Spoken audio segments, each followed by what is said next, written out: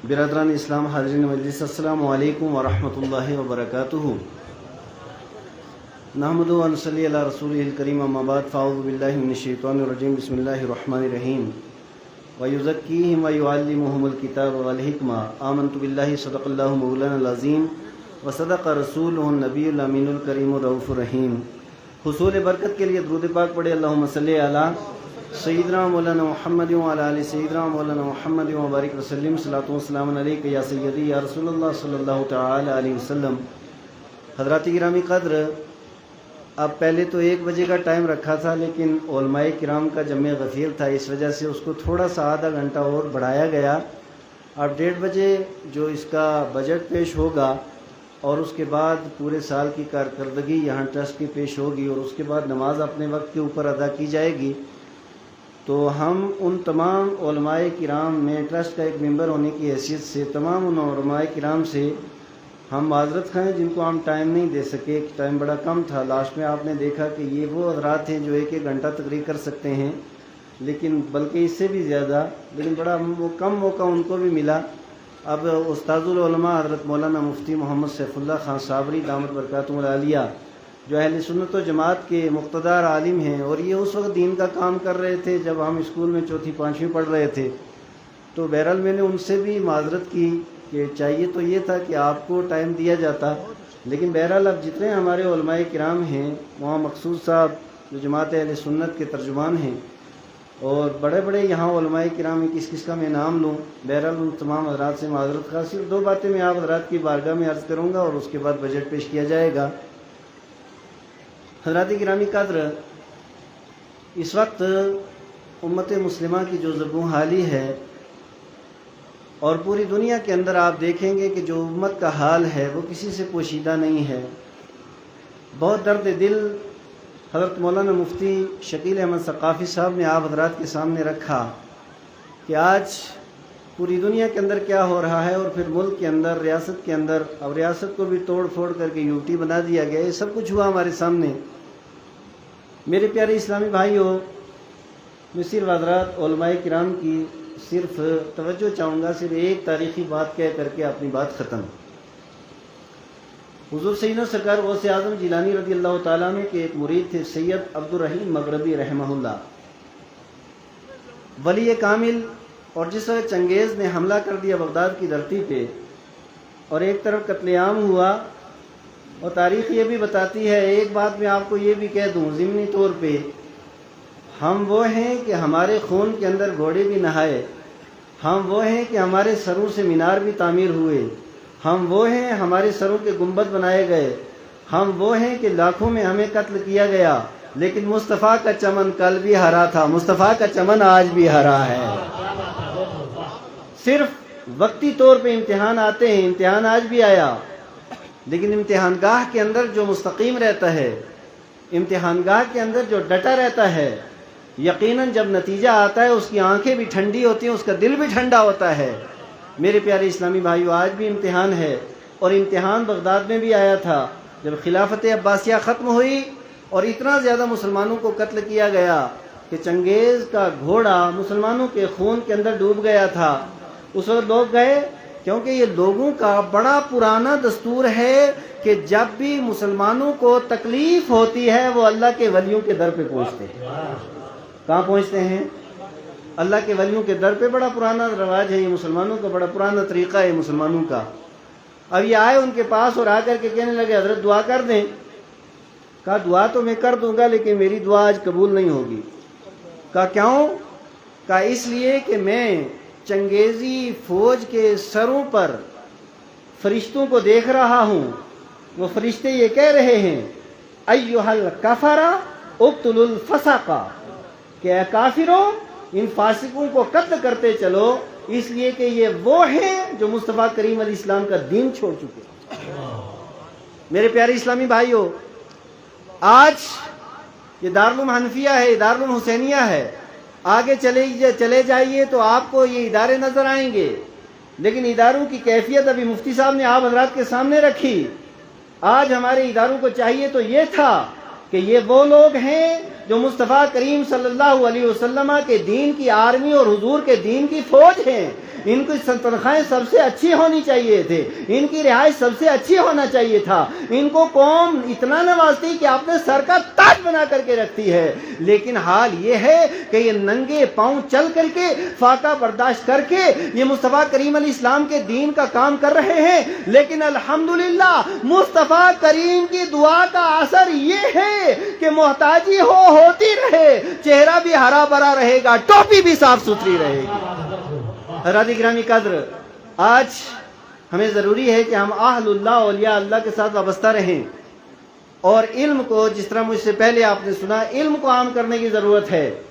اور میں آپ سے یہ عرض کروں کہ جہاں تک ٹرسٹ کی بات ہے، اب میں ٹرسٹ کا ممبر ہوں، مجھے تو بات کرنی ہے جب میں اس کا حصہ ہوں، لیکن جس طریقے سے ہمارے ساتھیوں نے بتایا، ان کی تائید و تصدیق کرتے ہوئے الحمدللہ سائیں میرا بابا ٹرسٹ وہ ہے کہ جس نے مکاتب سب سے زیادہ ضروری ہوتا ہے، الحمدللہ 100 کے قریب مکاتب کو تنخواہ یہاں سے ملتی ہے، اور اس کے بعد آئیں گے تو الحمدللہ اس وقت سے 100 سے زیادہ مسجدیں یہ ٹرسٹ بنوا چکا ہے،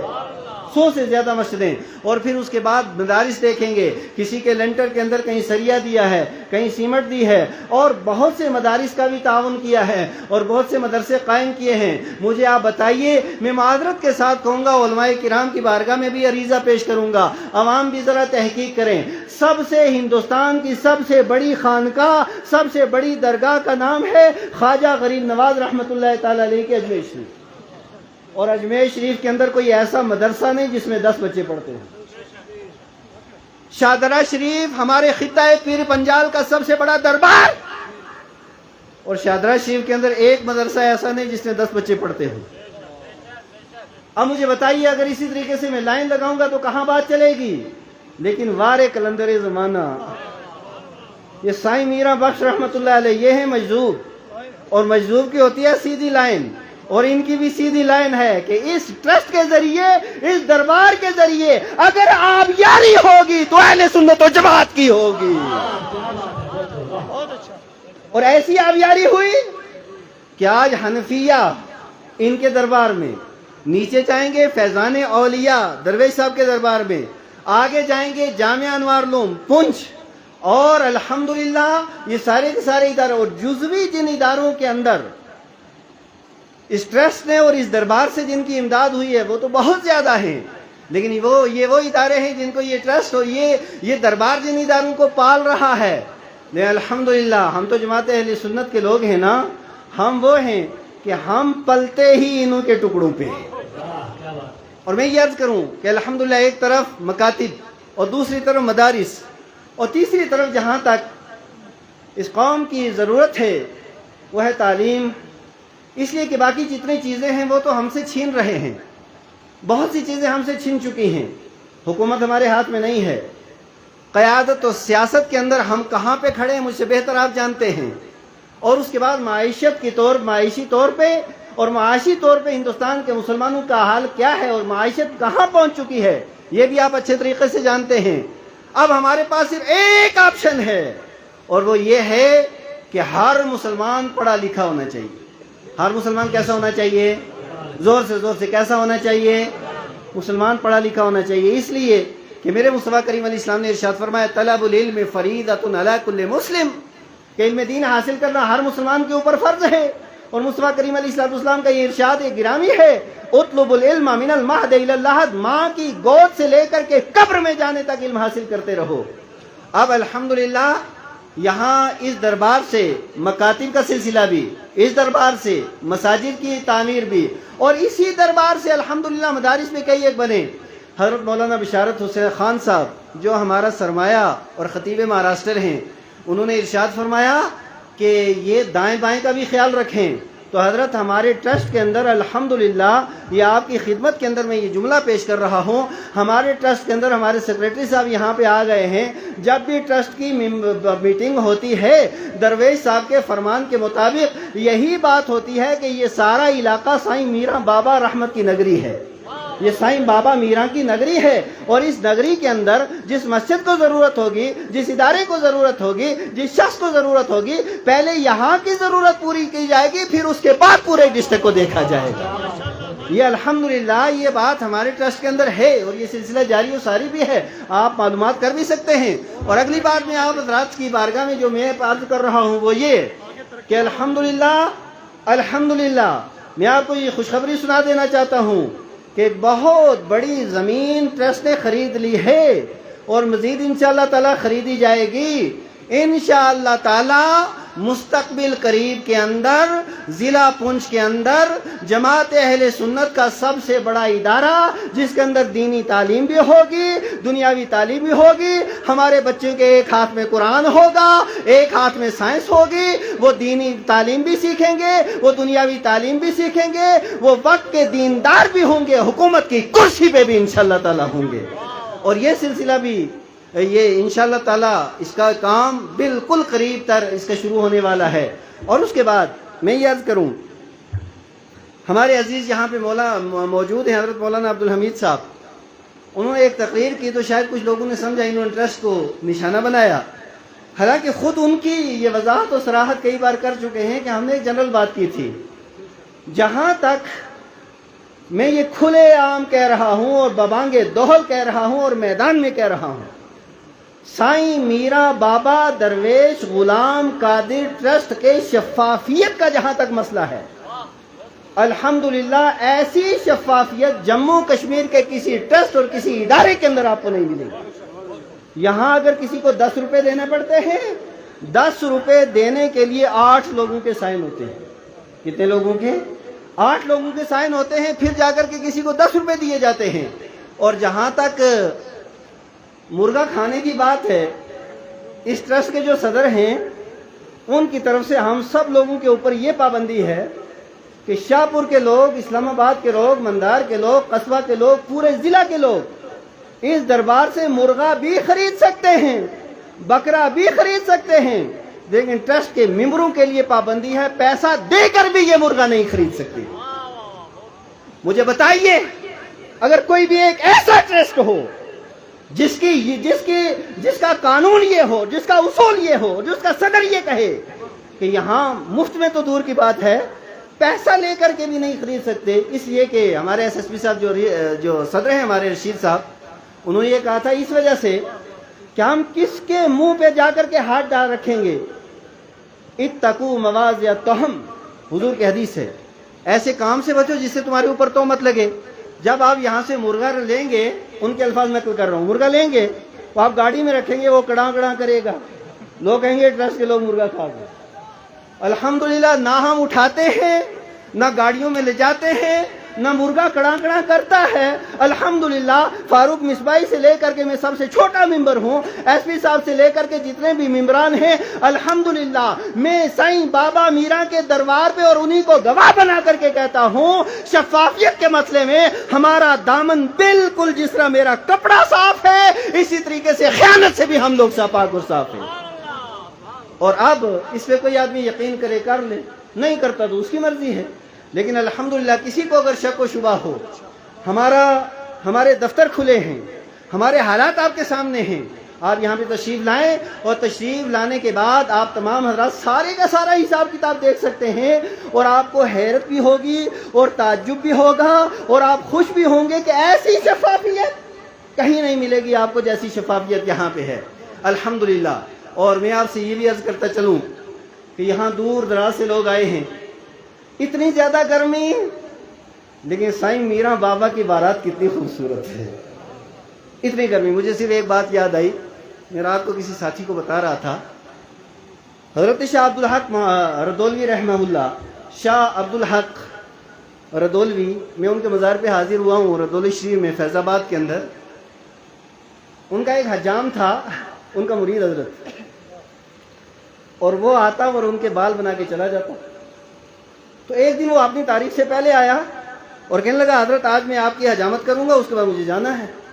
کہا کہاں جانا ہے؟ کہا سید سالار مسعود غازی کے عرس میں جانا۔ کہا اتنی زیادہ گرمی، اور اس زمانے میں پیدل جاتے تھے لوگ، کہا اتنی زیادہ گرمی اور اتنا دور کا سفر، کا جانا تو ہے ہی ہے۔ کہا میرا ایک خط لے جاؤ، اور وہاں پہ ایک باغ آئے گا، باغ کے اوپر ایک سوار آئے گا، اس کے چہرے کے اوپر ایسے کپڑا ہوگا، میرا یہ خط دے دینا، اور وہ جواب لکھیں گے وہ جواب لے آنا، اور تیرے اوپر یہ لازم ہے، میرا مرید ہے، نہ میرا خط پڑے گا نہ جواب پڑے گا۔ اب یہ گئے، اور جانے کے بعد ادھر سے جو بزرگ آئے ان کو دیا، انہوں نے فوراً لکھا، اس کو دے دیا، واپس آئے، یہ مسکرانے لگے، کہا حضرت میں آپ کا مرید ہوں، اتنے عرصے تک میں نے خدمت کی ہے، لیکن خدا کا واسطہ مجھے بتائیے تو صحیح آپ نے کیا لکھا اور بزرگ کون تھے، جواب کیا دیا؟ کہا میں نے یہ لکھا تھا جن کا عرس ہو رہا تھا سید سالار مسعود غازی رحمۃ اللہ تعالی علیہ کو، کہ اتنا گرمی کا موسم اور اتنے لوگوں کو آپ کیوں پریشان کرتے ہیں، کیا ضرورت ہے آپ نے مزار پہ اتنے لوگوں کو بلانے کی؟ کہا اچھا تو وہ کون تھا؟ کہا وہ سید سالار مسعود غازی خود تھے، اس باغ کے اندر تمہاری، کہا حضرت پہلے کہتے میں قدم چومتا۔ اب اس پہ اگر میں تقریر کروں نا گھنٹہ پورا گزر جائے گا، کب کس کو کون ملا، بہرحال پھر کبھی انشاءاللہ۔ اب کہا حضرت انہوں نے کیا لکھا؟ جواب میں آپ مسکرانے لگے، کہا انہوں نے یہ لکھا ہے تو آپ نے ایک حجام مرید کو نہیں روک سکا، میں اتنے لوگوں کو کیسے روکوں؟ یہ سائیں میرا بابا رحمت اللہ تعالی علیہ کی جو چمکتی ہوئی بارات ہے نا، یہ خوبصورت چہرے، یہ چمکتے چہرے، یہ دمکتے چہرے، یہ ٹینشن سے دور چہرے، اس لیے کہ یہاں آتے ہم لوگ ہیں، ٹینشن کسی کو اور کو آتی ہے، شرک کیوں ہو رہا ہے، تو یہ ٹینشن سے دور چہرے، یہ چمکتے دمکتے چہرے، یہ یہاں پہ کیوں آئے ہیں؟ یہ نہ میرا کمال، نہ تیرا کمال، نہ آنے والوں کا کمال، یہ سفید گنبد والے نے بلا لیا ہے۔ حضرات گرامی، اللہ تبارک و تعالی ہمیں بھی اور ہماری نسلوں کو قیامت تک اولیاء اللہ کے مشن کے اوپر قائم و دائم رکھے۔ میں جماعت اہل سنت کا ادنا خادم ہونے کی حیثیت سے اور ٹرسٹ کا ادنا خادم ہونے کی حیثیت سے، مرکزی جامع مسجد پونچھ کا ادنا خادم ہونے کی حیثیت سے میں آپ تمام حضرات کا شکریہ ادا کرتا ہوں، اور آپ سے یہ گزارش بھی کرتا ہوں یہ سلسلہ قائم و دائم رہنا چاہیے۔ بزرگان دین کے ساتھ وابستگی ہی میں ہمارے اعمال اور ہمارے ایمان کی حفاظت